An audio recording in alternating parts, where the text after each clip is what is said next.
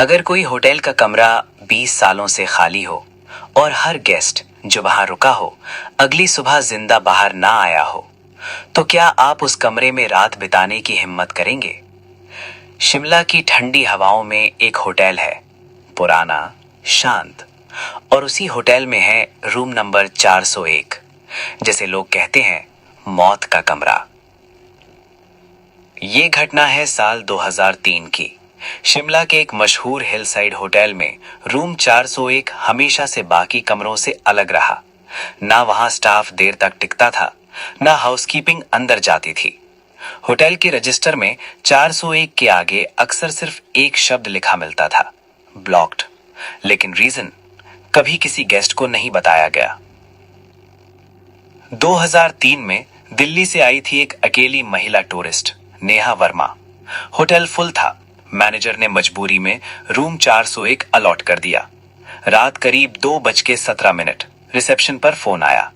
नेहा की आवाज कांप रही थी। मुझे कोई देख रहा है, कमरे में कोई है, आईने में। कॉल अचानक कट हो गई। जब स्टाफ कमरे तक पहुंचा, दरवाजा अंदर से बंद था।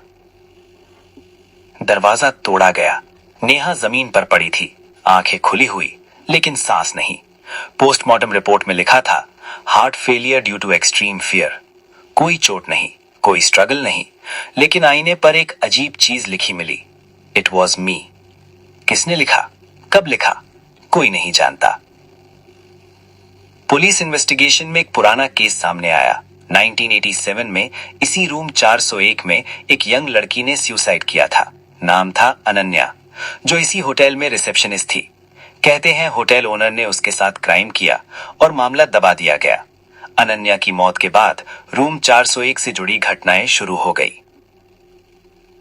सालों बाद एक जर्नलिस्ट ने इस केस पर रिपोर्ट बनाई।